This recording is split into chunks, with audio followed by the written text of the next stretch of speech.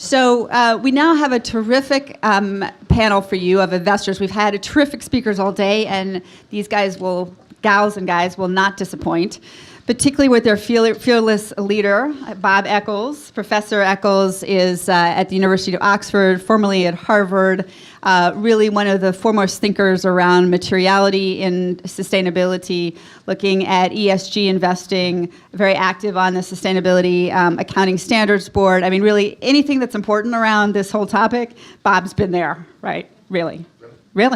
It's true. I saw you.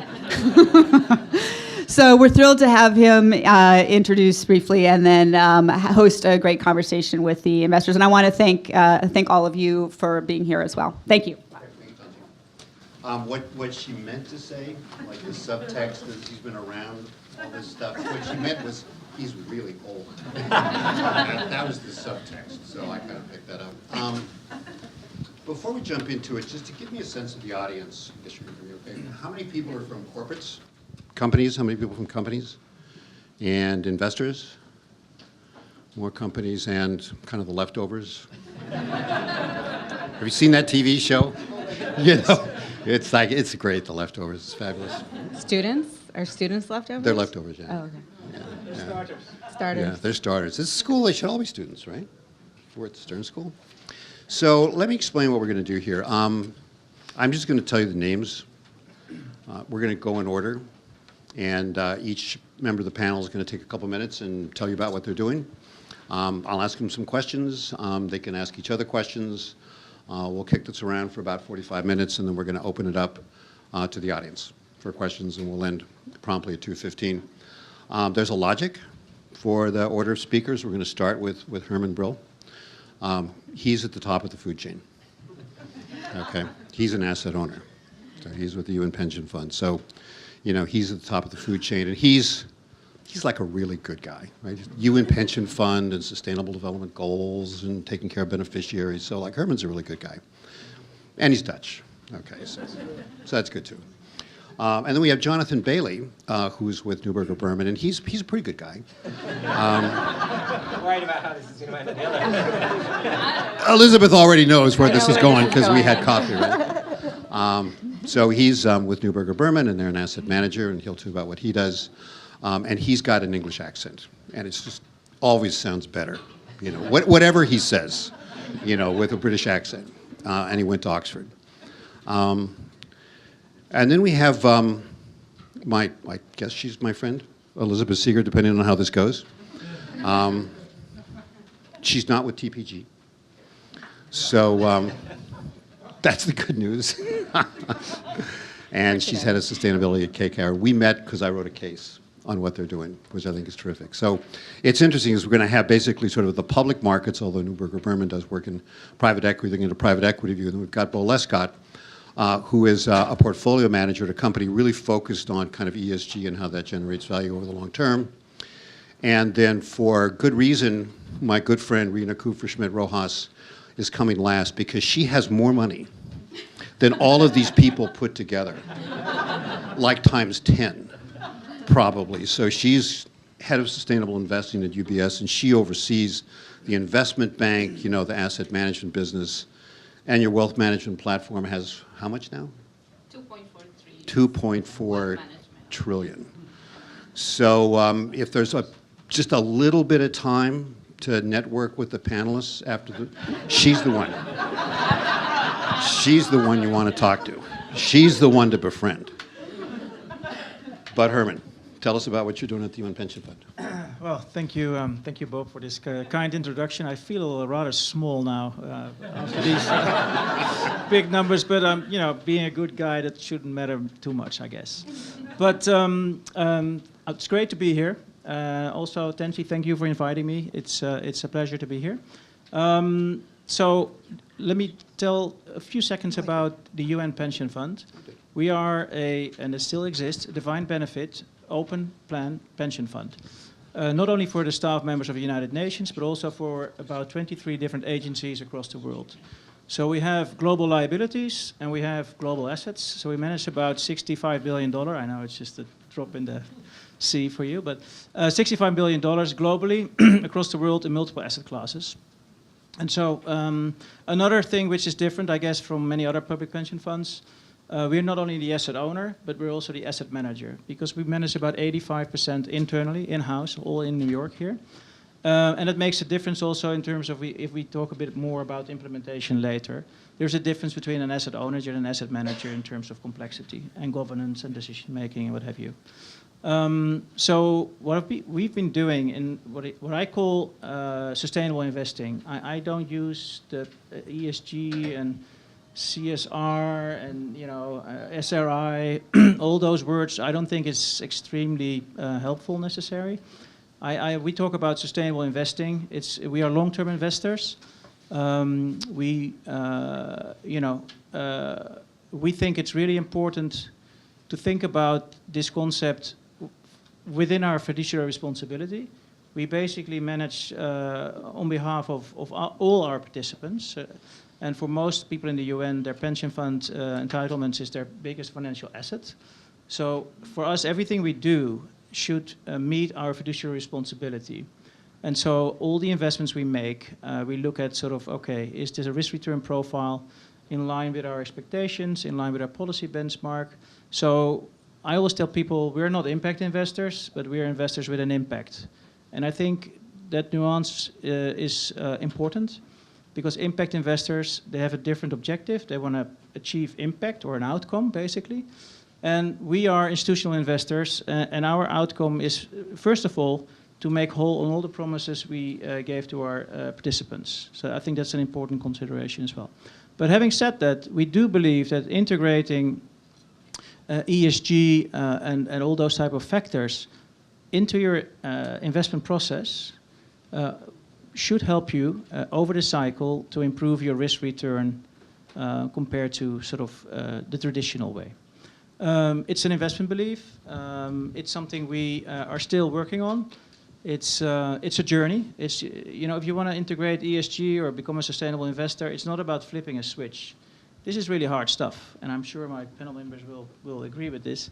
It's difficult, it's complicated, it has a hard component, which I call technology, data, providers, systems, what have you, and it has a soft component, which is culture, people.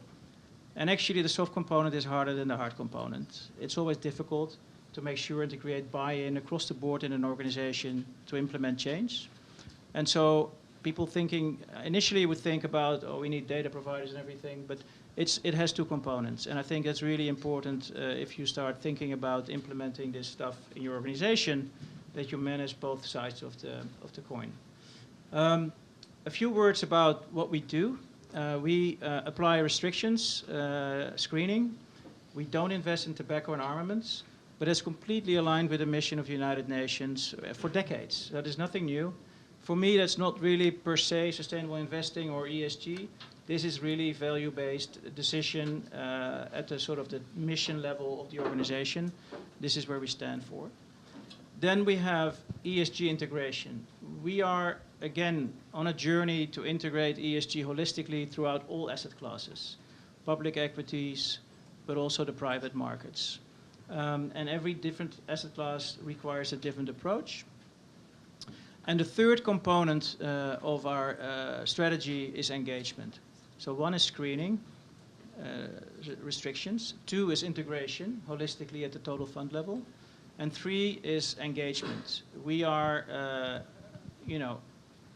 teaming up with other pension funds in collective engagement, like the Ceres initiative, Climate 100 and Plus. We are signatory of that. We also work together with PRI, with other pension funds, to engage with companies. But we're also in the process of teaming up with a specific engagement provider, helping us to extend our capabilities, because we have a global footprint in our investments, but we have about 100 people in New York. I cannot engage with every single company on planet Earth. That's just too difficult. So we're going to work with an external provider to help us to increase our footprint.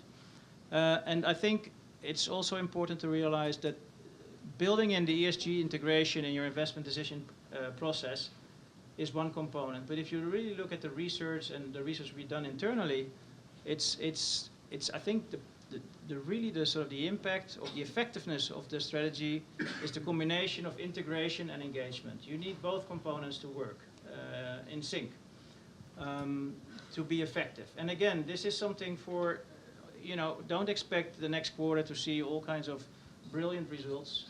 This is something which you do for the long term, and which you will most likely see an improved outcome of your risk-return profile over the cycle, say over a 5-year period. So it's no silver bullet, it's not magic, it's also not very exotic. In the end of the day, this is really about mainstream investing, but you take into account all kinds of factors which were traditionally sort of outside of your scope. You just ignored, most portfolio managers and people in the investment world, they ignored that whole part, which sort of didn't exist for them. And sometimes there was a shock, where a company went through a crisis because of an externality, and that we call that bad luck. Right? And I think that's sort of integrating the externalities, looking at the world more holistically, what's out there, and how it could potentially impact your risk-return profile, is, I think, the core of this whole philosophy. And so a lot of people, make it very exotic and, complicated, but if you really drill it down, the principles are pretty straightforward and actually pretty intuitive as well. But we use a lot of complex language and, and words and etc., which creates these labels. If people talk about, are you a responsible investor? Well, people say, well, what should I answer? If I'm not a responsible investor, I look really, pretty silly, right? So all these labels and words we created in this industry, I don't think is helpful at all. So I don't want to use them anymore. So are you a responsible investor, John? Are you an irresponsible Yes, I'm a fully responsible investor. Responsible. Good.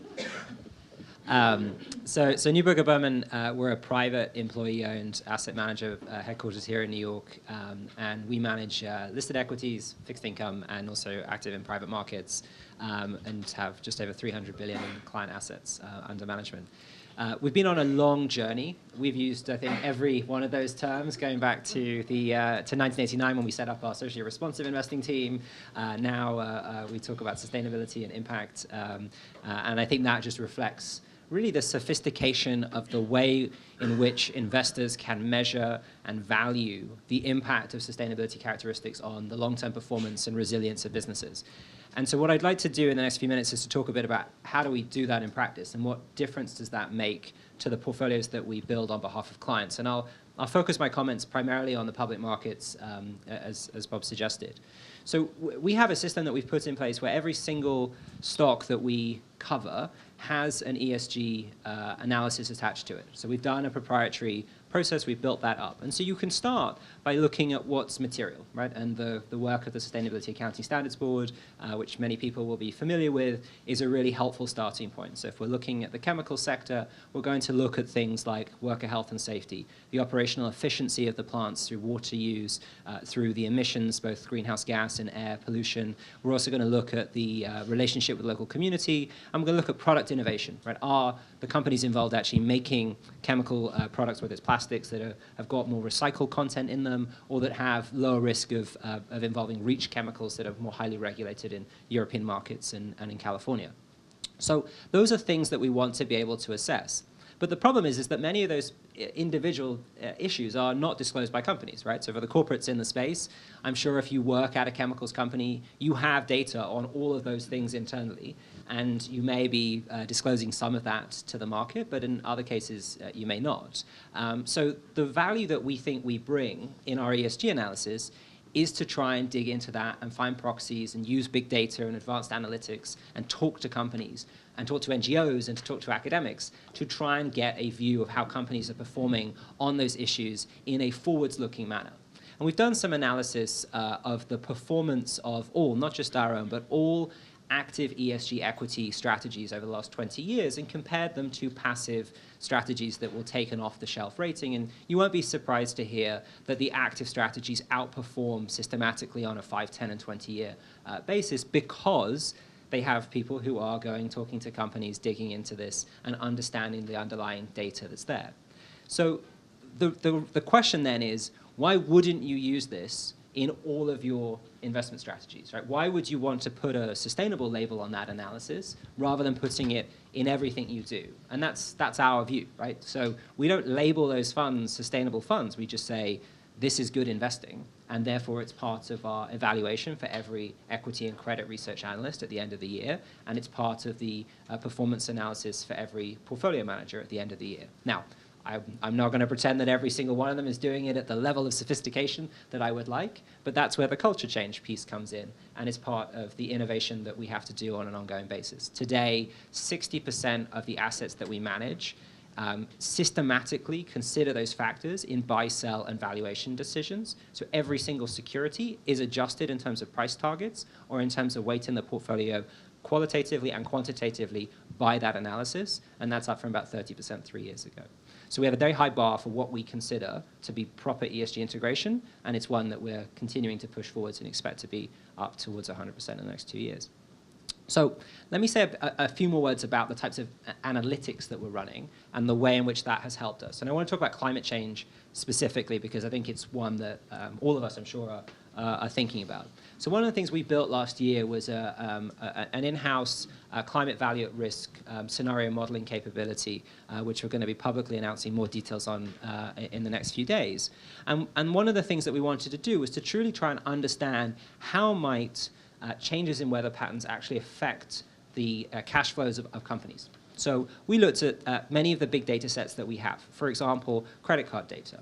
We isolated the effect of hurricanes on same-store sales in regions of the United States that had actually had hurricanes historically to see what the impact on retail spending patterns was. We also have a strategy that uses, we have 3 internal climate scientists who basically build weather models who look at the impact on the insurance sector. So we looked at who has property and casualty insurance exposure that will be affected by changes in climate change. And sometimes the results are not what you might want to hear. It turns out Home Depot does better from hurricanes, right? They close the stores for a couple of days, but then actually they make more money as a result of the bounce back in the periods afterwards. So when you start looking at the location of different competitors in the space, right, you need to think about these things. So the question for us is, there are so many of these analytical deep dives that we can do. Which of them are going to help us make better investment decisions? And what maybe will we choose to spend less time focusing on of all of the things our analysts could be looking at, or that we can automate, or that's more simple, or that's priced in? And how can we continue to be at the forefront of the analytic capability that's out there in the marketplace? And so that's what we're trying to do. So some of the work that the Center's done on what customer buying patterns look like in the consumer sector, right? Those are the sorts of insights that are really helpful as we try and look at the positioning of different companies. Just take what's happened with the mining sector recently. We identified the tailing risk as one of the most material issues in differentiating between mining companies. It's very hard at the moment to quantitatively assess that risk in a systematic manner. So we sent our analysts over the last year out into the field to talk to engineers and to talk to companies about how they were managing tailing risk. I can't say we've got everything right there, but we were underweight Vale as a result. Now, I think that sort of deep work is important. It delivers a return to us and for our clients, but also by having dialogue with the companies involved, we're highlighting that we are thinking about these topics and we expect better disclosure and we expect better management of those risks and opportunities. So where does this go in the future? I think we're going to get radical transparency. I think that's where we're going, right? I think the idea that you're putting in some data that's 18 months out of date, that's in a CSR report, and that's what investors are going to be making decisions on is going away. I think people are moving further forward. They're trying to find other ways of getting at it, and they're using proxies. So the question for companies is, do you want to be part of that movement? Do you want to own your own narrative about why you're an innovator and a leader? Or do you want to basically be penalized by a set of metrics that you may not even have any control over or know that people are using? So we are very clear. We say, tell us about what you're doing, lay out the long-term strategy, tell us how it's linked to incentives and compensation, and how you're allocating capital behind it, because that ultimately helps you deliver better returns and helps us deliver for our clients as well. Great. Thank you. So, Elizabeth. I feel like everything's been said already. Actually, it's interesting, right? So, because as we were talking about over coffee and lunch, I mean, private equity is huge, right? Yeah. And it's a different world, and you don't have all the kind of arguments about litigation and things that people whine about in disclosure. So in a lot of ways, I look at private equity as like sort of a perfect test bed for putting these things into practice. You own the companies, you know, you can engage deeply, you know, you can get the data you want. So be great to hear what you're doing. Yeah, sure. KKR. I'll definitely talk about that angle. And I'm glad you all sort of addressed the terminology issue up front, because I think it's so critical to get that right and that everybody know exactly what we're talking about when we're talking about it. And if anybody's sort of new to that, to this space and trying to understand the terminology, UBS actually published a really good article around impact investing prior to the World Economic Forum this year. And one of the figures in their report, figure 6 for anybody who's taking notes, is goes through, lists all the terminology and what do people mean when they say it and how much they overlap. And I think is a really good way of sort of looking at this problem and trying to drive toward a solution, which I think we need. Anyway, so I work for KKR. I've been at KKR since 2009. This is my 10-year anniversary. Prior to that, I was with the Environmental Defense Fund, an environmental nonprofit organization.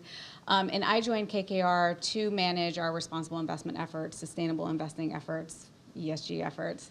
I made up my own title, by the way, and when there was a lot of drama over like in my head, it was all in my head, a lot of drama in my head about what I should call myself, because I understood that whatever term I used, people would have an understanding of what that meant from their perspective. And so, anyways, if anybody wants to talk about why I chose this, I can bore you with that later. But I've been at KKR since 2009, entirely focused on thinking about how do we integrate the consideration of ES and G issues in our investment process. And when I joined in 2009, we were basically all private equity. Most of our assets under management were private equity. We're now much more diverse than that. It's as I was telling Bob over lunch, one of my areas of focus is understanding what do we take from the private equity space and apply across our other asset classes. But the private equity model is a really interesting one, and one that I think most people in the world don't really get or know about. It's been private and sort of under the radar. And the model is that we are investing funds on behalf of asset owners, who their beneficiaries are retirees and pensioners. So we've estimated that about 50 million people globally sort of benefit through retirement accounts and pension funds due to the work we do in our investing. But we will invest in a company, oftentimes take a majority position in that company, and remain invested in it for a period of an average of 5 to 8 years. Have active governance during that time period, where we often or almost always, I guess, sit on the board, have 1 or 2 board seats, and have deep engagement on an operational level as well with the company over time. And so if you think about it, that is a really interesting and powerful model to think about ESG issues. And oftentimes we're investing in companies that may be relatively immature or at a point where they're expanding their business in a meaningful way, and it's a really great time to get in and think about ESG-related issues. Unlike some of the companies that have been reporting publicly for many years, they're also, sometimes nobody's asked them these questions before, right? And when we come in there, they may not have the data that they need or the systems and processes that they have in place. And so we have the ability to go in there and work with them over time. The other thing I should note that I forgot to mention up front, I'm also a member of the Sustainability Accounting Standards Board. So for those of you who don't know, there's a two-board structure. I'm on the group that actually evaluates the due process of developing the standards and make sure that the standards that come out have followed the due process that SASB has identified. So we see all the standards. We read thousands of pages in the codification process. And I've personally been involved with SASB since 2011 when they were first starting it, because while SASB was focused on publicly traded company disclosure, we recognize that even from a private equity perspective, the tools and sort of list of issues that were coming out of SASB would be very relevant and helpful in the private equity perspective as well, in terms of helping us focus on what was material and not focus on things that were immaterial.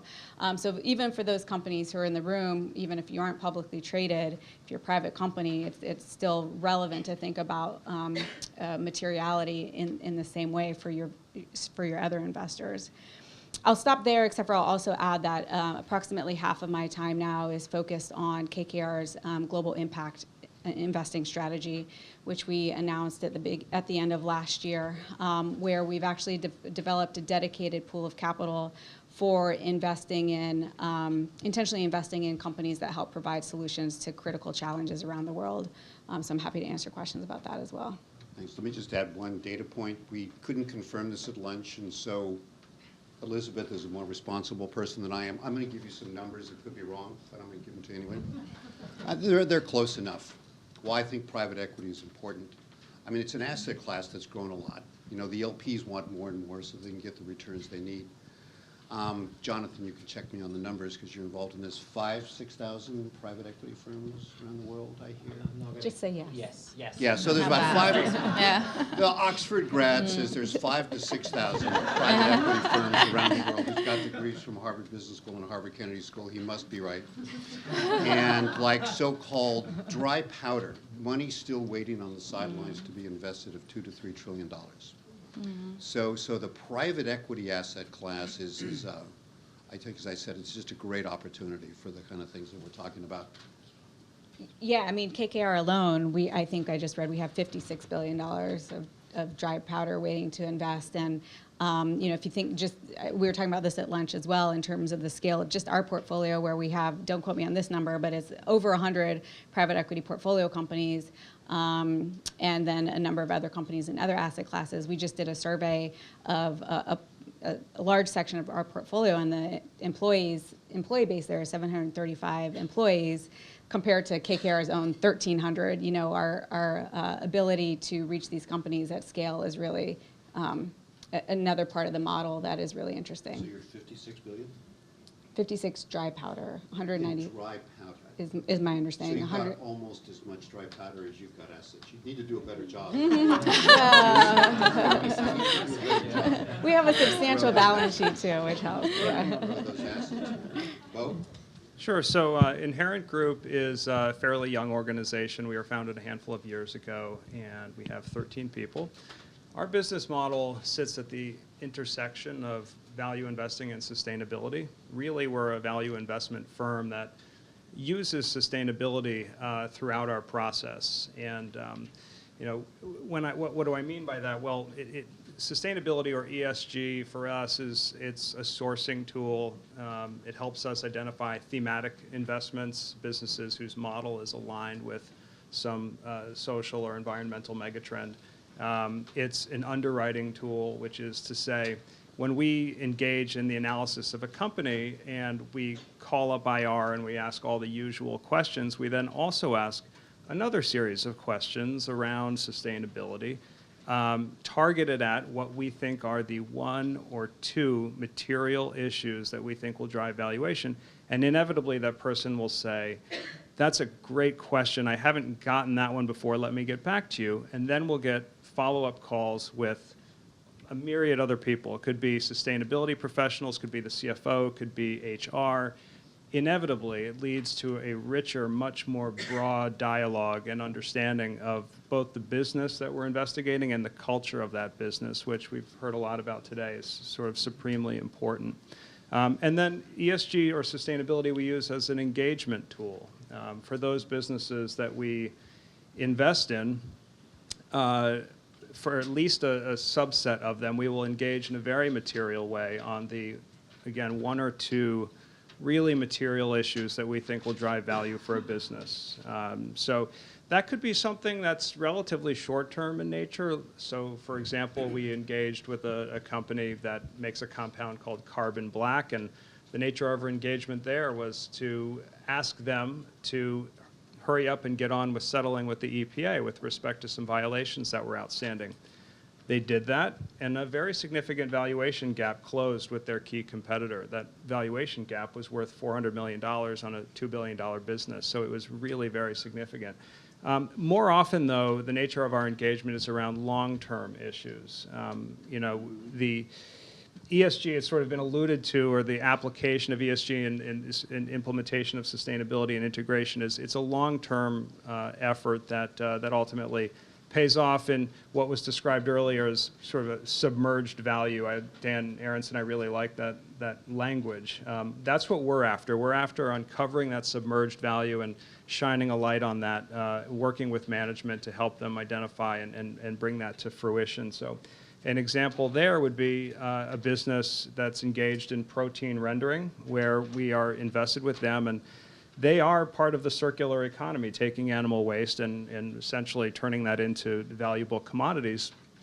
That business also happens to sell its waste fats into a renewable diesel operation. But there, they sort of had a vague notion that they're supposed to be engaged in sustainability, broadly defined, but they didn't really know what that meant for them. They didn't really know how to communicate that to investors or their other stakeholders. And one of the biggest challenges facing that business is that they don't have a deep management bench, because nobody really wants to work in the rendering business. Certainly nobody coming out of the business school here probably. So we said to them, look, you've got to improve your communications. You have to engage in better branding. You have to engage in better recruitment. You have to explain to people why your business is so important to the circular economy and the things that you are doing operationally to integrate sustainability. And so for us, we're just starting with getting them to identify KPIs with respect to health and safety, for example. And then from there, it's going to lead into designing investor-related communications, recruiting-related communications, with the goal that ultimately we create a more durable business because they have lower turnover and better capability to source human talent. And our business, though, I agree with basically everything that's been set up here. We have seen, as I mentioned, sort of near-term valuation improvement in the case of that carbon black company. We're engaged in long-term value creation. We've also seen loss avoidance. We were not involved in Pacific Gas and Electric leading up to recently, and the clear reason for that was all the work that our team did around wildfire risk specifically, and also the safety culture that did not exist at Pacific Gas and Electric for many, many years. So in our short lifespan of just a couple of years, we've seen short-term value creation, we've seen loss avoidance, we've seen real engagement with companies. And one of the most surprising things about the whole experience has been the extent to which companies large and small swing open their doors and say, come on in, because we need help with this. We don't know how to communicate with our investors, and everyone's asking us. So for a little business like us, we actually swing well above our weight because we're bringing something to the table when we talk to our target companies. So a quick question before we go to Rina. I kind of think of ESG integration, sustainable investing, long-termism as kind of two sides of the same coin, right, as you were talking about, Herman. And you said it's like a full business cycle. I mean, your holding periods are 5 to 8 years. Like, what's long-term for you? What's long-term? 5 years, 10 years, 20? Well, for us, long-term would be something, we underwrite to 5 years. Okay. Now, we would like to own a business that's going to compound for many, many years beyond that. Our largest investor is our founding family, and so we have genuinely long-term capital, and our other partners are similarly minded. But our underwriting period is 5 years because we think that's the period of time that we can reasonably analyze. Good, thanks.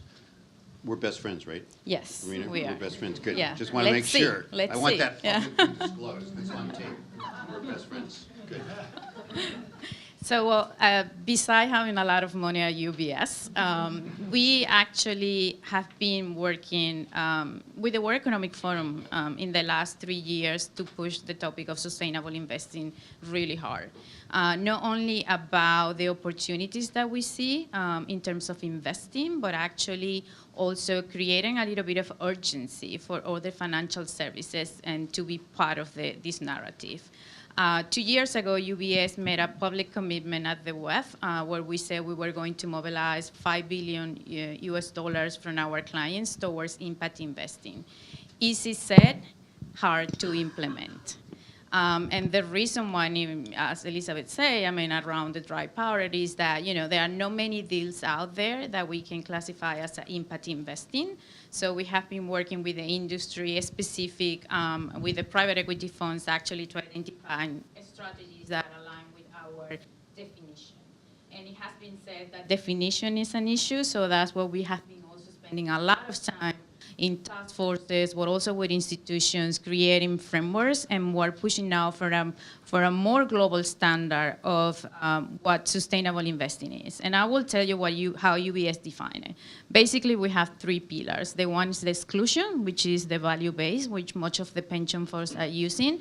And it used to be like what we call social responsible investors now. And that actually moved to a more responsible lens, which it means saying that, okay, if we are excluding from this portfolio, what else and how can we have impact? Then the ESG was integrated into the definition. And then ESG was only actually to look into metrics and environmental, social, and governance and try to screen companies into best in class, worst in class, and trying to decide where I want to allocate my money. So what we did this year actually is say, okay, this is one approach, but we want to have most of our assets to have an ESG lens, which means doesn't have to be a fund that is a thematic fund, investing in water, investing in climate, but actually that all assets should be screened with an ESG lens. So we have actually under ESG integration 2 strategies. One is on the research side, which means every single analyst, at least in the asset management right now, has been trained how to integrate non-financial data into their models. So meaning that asset management by the end of this year is going to be probably the first one where every single dollar that is invested had already an ESG integration. And the second part is what we say the thematic part. So we want to be allocating money more to themes, to water, to climate, then we have a different strategy on that. And that's where all of the ESG researchers also come with new technology and help us actually to identify that. And the third pillar is on impact investing, which we started actually more focusing on the private side because we thought, okay, if we really want to have an impact in companies, as Elizabeth said, private equity is the best actually asset class because you can go and own the companies and work with them. What we have actually introduced since last year is the engagement now in public equity. And that's the way that we define impact investing in public equities. We say we don't just want to go into companies and tell them what they're doing wrong, but actually we want to have a dialogue and to make them better.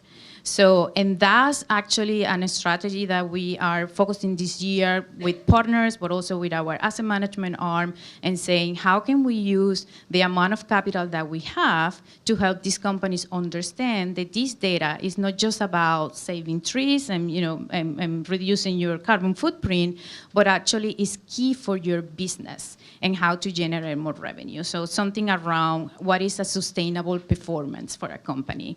So if we see it more with a CFO perspective, and I will say we try to educate now companies with our investment bank, and not only how investors are integrating this kind of data into the models, but actually how can you integrate sustainability as a part of your strategy, not only on the organizational level, internal processes, for your customer and in your financials. So it shouldn't be that difficult. It's just we have to change the terminology. We cannot call it ESG, we cannot call it sustainability. I like to call it more sustainable performance. If you really want to lead and you really want to stay, actually, this is the way to go. So I think for us at UBS, as I said, I mean, I wear different hats because I work with all the business divisions, but also for us as a corporation, it was important, okay, if we have the ambition to become the leader for our private clients and for our institutional clients, we as a corporation also have to look how we're doing business. So we're very much focused on dividing this strategy and how we operate. So it means all of the buildings that we're at around the world have to be LEED certified, and we have to have some sort of sustainability strategy. How we actually work with our clients, which is the one that I focus more on, that is creating products and services and educating our clients around why sustainable investing is important, but also there is no reason to sacrifice performance. So we have actually launched in our wealth management platform 100% sustainable portfolio, these cross-asset classes that actually give you the same return as a traditional portfolio or even better. So, and it has been proved now after this whole volatility months that actually our sustainable performers are very robust. So, and I think educating clients around this myth that you're going to lose money because you are, having an ESG lens is a big part that we're doing. And the last part is actually, how we work with the communities and the employees. And as a corporation, I think, we always think, and I think it was on the lunch on the panel, that, questions around employee engagement and retention and so on. This is also important, not only because you need the talent, but also because we as an investors are looking into these metrics, right? So the better you manage your company, the more money that's going to be available for you. So I think for us as a corporation, but as an investor, we went with a strategy that is a little bit holistic, but it's also an umbrella that is driven by our group CEO, and is very embedded into the business divisions. The reason, because we want to do the right thing, but also because it's the right thing for our business. So most of our ultra high net worth individual clients actually had told us that 80% of them actually want to invest in sustainable investing products. 70% of the assets in the United States are going to be managed by female clients by 2020. And our female clients have told us actually that they want to invest on sustainable and investing in impact products. So there is an opportunity for us actually to win and retain businesses. And the third part is the millennials, right? So the transfer of wealth is happening, and about, I think, 20 to 30 trillions are going to be transferred in the next 7 years. So we better have a robust strategy also how we're going to offer services and products for that segment. So I think there is not only from I think with the conscious of doing good, but also it's good for our business, right? And with the World Economic Forum, as I said, we have been doing a lot of this work, but also with the company CEO at Davos, we have been holding, as a young global leader of the forum, having these conversations, closed doors with CEOs, actually, to make them understand this is not only, the tree huggers that are telling you need to be better. This is actually because it's important for your businesses. And I think for the corporations that are here today, it is important that the message that you take, as it was said, on your narrative, but not only on it because you want to put, good stories out there, on it because it's important for your business. So let me make an observation we can open up to the audience. It's interesting. Despite a lot of data, things that you guys are all doing, it's good for financial performance, there still is some mythology out there about it. Maybe it's a language thing that goes back to the old SRI days. But that's changing. 25% of assets in the US CIV says some kind of sustainable investing. There's different strategies. It's 50% in Europe. It's about 33% in Canada. It's much lower in Asia. But you can kind of see the trend. The other trend, maybe just a few quick comments, we'll open it up. So you've all talked about engagement, right? And if I think about the sweep of history, Tensie, back when you were a girl and I was still an old man, what it looks like to me is that for years the corporate community was a little bit ahead of the investment community, actually quite a bit ahead. GRI was founded in 1997, sustainability reporting was coming along. There's a lot of greenwashing, and it was kind of by the CSR team, which was kind of second-class citizens and all that. And the investors just didn't care, right? They didn't care. And I think it's flipped in the past 2, 3, 4 years. I think it's flipped. And you've got examples from everybody on the panel that are saying, we know this is important for returns. We want to engage with companies. There's things we can do to make them better. Just a few quick comments, and we'll open it up. If you're going to give advice to companies as to how to engage with you as investors as effectively as possible, what would it be? What are the components? Who do you want to be talking to? Just real quick from everybody, and we'll open it up. Well, I think what's important is, especially on the investor relation call, it's only normally focused on the earnings and financial data. And so the rest is quite often still out of scope for two reasons. The portfolio manager is still feeling more familiar with tapping into the space, which is a little bit new. But talking about what are factors? If you look at from a company perspective, you are operating in a certain environment, and you have a sort of a footprint in society. And the footprint you have in society can create, will have impact on your P&L. And so it can be positive, but it can also be negative. And we want to know as investors an understanding from management and a realization that you are aware, first of all, that you have a footprint, that it's relevant, and having a dialogue about, okay, where do we see sort of from a risk perspective, what could potentially impact my P&L, or where do I see the opportunity set? So the discussion need to change from just financial accounting stuff to sustainability. So why don't we go ahead and open, and other people can kind of chime in as we go. We've got 15 minutes left. It's a great panel, so I want to give you all the benefit to ask them whatever questions you want. This gentleman with the glasses who's standing up. Hey, yeah, Alexander Golding. I'm an alumnus, but also I work with families across the country on growth equity and impact investing. I'm curious, so in the public capital markets, how do you define like the G part of ESG? Are you actually going in and replacing board members? Are you looking at the compensation committee? How focused on governance are you in terms of analyzing factors of material to the company's long-term success? So I'm happy to answer that. So we have run contested proxies at companies to basically argue that there should be different board members. We've run and won those in a couple of cases in the last 2 years. We've also been involved, not at getting to that stage, but in very public dialogue with companies where there have been environmental or social triggers that have caused a valuation issue, but there's an underlying governance failure, right, which is then revealed. So a good example is a company called Nuance Communications, a Boston-based tech company who basically does speech-to-voice technology, think Siri and all those sort of things, and they do a lot in the healthcare space.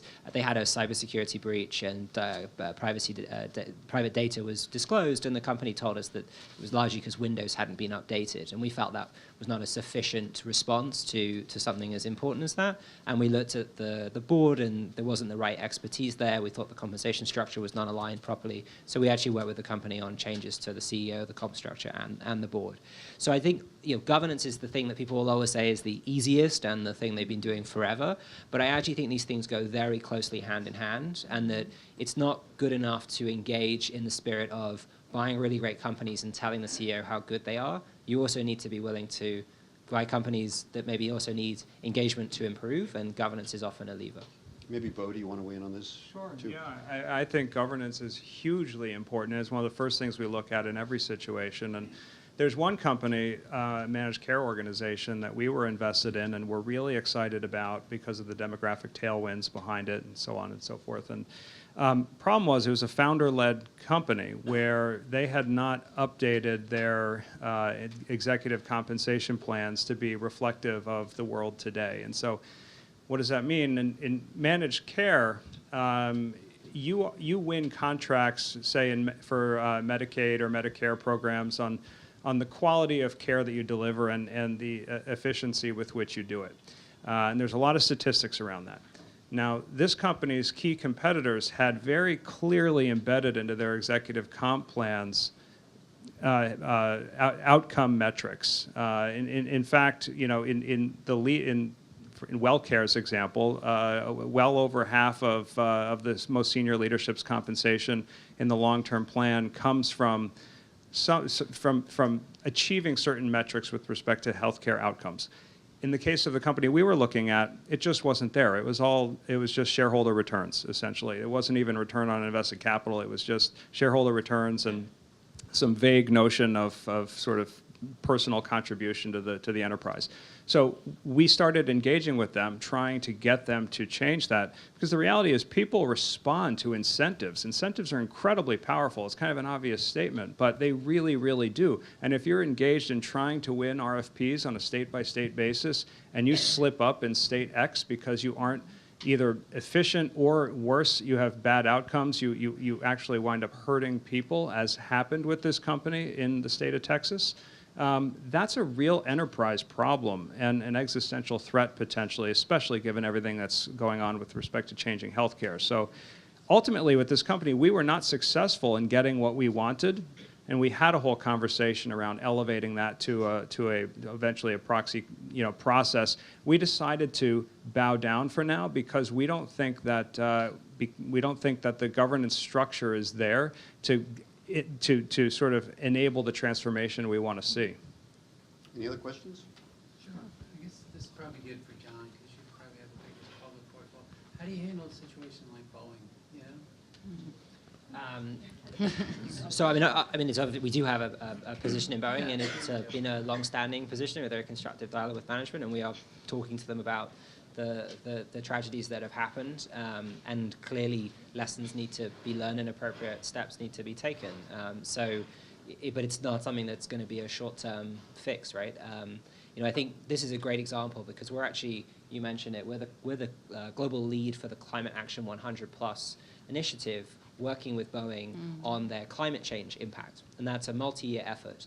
And so it's something we're going to continue to do. It's something that we think is really important. But obviously, you have to put that in the context, right, of what's the most pressing financial and, in this case, a social issue too, right, that as an investor we need to be focused on today because the stock's, I think, down 5% now, because of what's happened. So that, you have to both be able to engage on long-term sustainability topics while at the same time making sure you're getting the transparency to inform whether we should be buying into the stock at this point, or whether there's more that we should be uncovering.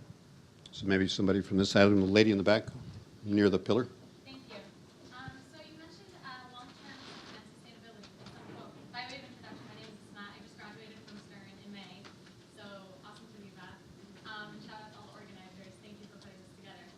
So in terms of sustainability and long-termism, one thing I often wonder is you all come from very reputable firms and pension funds, and we see often the conversation happening around ESG and sustainable investing, but at the same time, we might have conversations around it, whereas the same firm, foundation, endowment may also be investing in very contradictory institutions. So the weapon and industrial complex, the prison industrial complex, many, many more, the list goes on. When we talk about long-termism and integrating ESG into various parts of a firm or a pension fund investing strategy or an endowment investing strategy, do you see that these criteria are going to be incorporated into every part of a firm or whatever that entity we're talking about is, or do you continue to see that challenge staying over the upcoming 5 to 10 years where we're still talking about human rights on one side of the firm or, again, whatever entity, but at the same time owning, let's say, prisons wholly or entire portions of weapon companies? Yeah, I can take that. Yeah, absolutely right. So I think, and that goes back to my comment, as a corporation, you also have, if you want to be the leader in the space, you also have to look at home. What is it that you are doing? I think our latest data is going to be probably reported today or Friday, so I cannot release, but we have been working a lot on that, looking into our pension fund, but other assets that we hold as a UBS, and having a specific strategy how to manage those and reduce exposure from a climate change perspective, but also from all of the controversies. So we follow a list, and then we decide which year what we're going to focus on, but specific on climate, we have been actually doing in the last 2 years and reducing our risk exposure to climate. Yeah. Other questions? Yes, sir. Phil Clausen again. So you've talked about, and we've seen good research on the performance benefit to companies that you're investing in. Can you say anything about performance benefit to your own companies of applying these lenses and thinking in this way? So I'm not sure what you mean. You mean their company is the unit of analysis as opposed to their portfolio? Exactly. So are you seeing new markets open up? Are you seeing better risk profiles? Are you seeing better performance across the metrics that your leadership is evaluating against? I'll comment very briefly, and we're a very young organization, as I mentioned, but one area where we're seeing a real advantage is our ability to attract the best people. New fund management, people talk about how hard it is to raise financial capital. They talk less about how hard it is to attract terrific human capital. And we are getting candidates that we would not get if we were not engaged in the business we're engaged in. Do you think, you've been doing this for a long time, do you think this is an advantage? Has this been a competitive advantage in fundraising? Yeah, well, for you? actually, I'll make 2 points. One is we talked about all the dry powder that's being, just we want to find investment opportunities.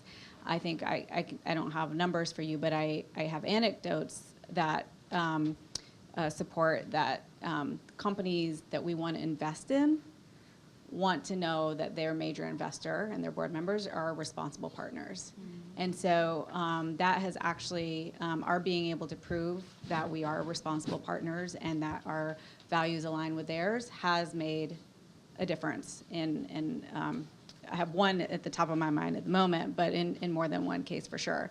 The other thing is absolutely from a fundraising perspective, most of us on this panel have experience talking to investors who are continuously asking additional questions, and the bar keeps rising and changing and moving. And absolutely, we cannot have we can't have a fund these days without being able to articulate what we're doing and why it's important, and that we're very thoughtful about it. And when I started in 2009,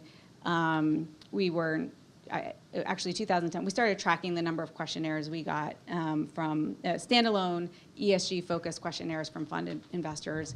These don't include questionnaires with questions integrated in them. Anyways, we went from 1 in 2010 to, I think we were at 30 or so in 2018. Have to check the final numbers. And that may not seem like a lot, but actually it is a lot. And the growth is pretty significant, and that doesn't include all the other conversations we're getting. So absolutely key to that conversation. So you're a listed company. I was going to say our sustainability report, because we are listed, but also because we have business in Germany, is over 200 pages, right? So I'm going to put my professor hat right now. So if you want to evaluate a company, there are over 400 KPIs that actually you can use to look into environmental, social, and governance information. So most of the providers will give you a snapshot, but if you really want to work with the raw data, that is not for all of the companies, for more of the public traded companies, there is a lot of data out there that you are not seeing. So there is a lot how you can incorporate this. But yeah, I mean, we have seen it as well. So as a corporation, we also engage with our investors, and they also ask questions around what UBS is doing and all of these topics. Yeah. So I think we've got time for maybe 1 or 2 more questions. Lady right there with the mic. Hi. Sorry. So along with those questions, what if those companies under 400 KPIs or not obliged to disclose their ESG score or the number? What if they manipulate their numbers, and then you can find discrepancy about the ESG, that reports, and then your sustainability practice? How would you validate those numbers? You mean from the ESG researchers or? From the investor perspectives, because you really want to know about they actually change their corporate behaviors in a sustainable way, but they're really good at the tweaking the numbers, and they get the higher grade in the ESG scores from the Sustainalytics, and so how would you validate their? Yeah. So could you repeat the question for the audience? Yeah, basically it's how you as an investor can evaluate if companies are not tricking you for every year when they're reporting, right? So, because you can get smarter, right? The way that if we got a low score in social, how can we improve that, Well, basically each of the ESG researcher companies have a different methodology, so you cannot compare, if you're using MSCI and you're using Sustainalytics to compare different sectors, so you really have to stick with one, because their methodology doesn't change very often. And one of the things that we have figured out is not being smart how to communicate with investors, but basically understanding what is the investor ask. Maybe something that we haven't disclosed, but we have the data, but we decided not to include it in the report. It doesn't mean that we're tricking them, but it's just making that information available.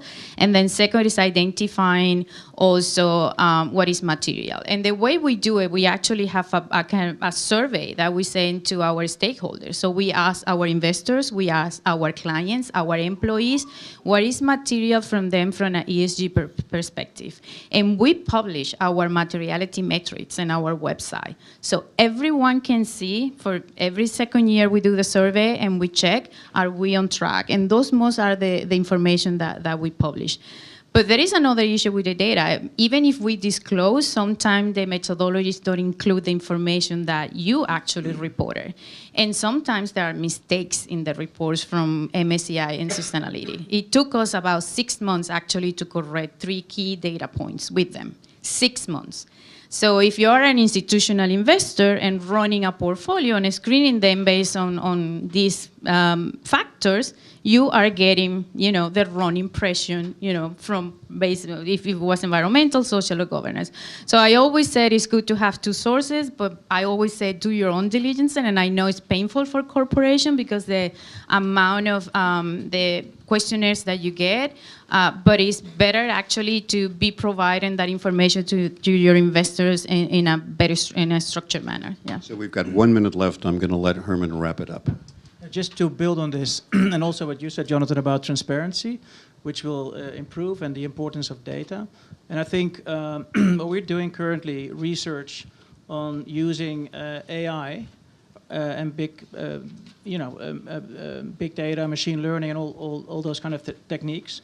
And we link that to our ESG framework and research. And then we link it to the SDGs, the Sustainable Development Goals. So, and what we will hope to learn from this research is sort of understanding the SDG footprint from a company based on what we measure with AI, and then compare that also what they're saying in their CSR reports. And is there a discrepancy? That's going to be a very interesting topic for discussion. Not saying that they're wrong or something, but at least you have something to talk about. And I think my prediction is that AI will be a huge driver in transparency in this space, and will help both investors and companies to actually improve their businesses and actually improve performance. So just last comment from me on this AI big data. It's interesting. I've seen about 3 or 4 these little AI big data companies pop up. They're all by sort of under 30-somethings that understand the stuff that, to be honest, I never will. What they can do is really quite interesting. This group that Herman is talking about, they can come up with the footprint. They, go through all these different data sources. They can read 60 different languages.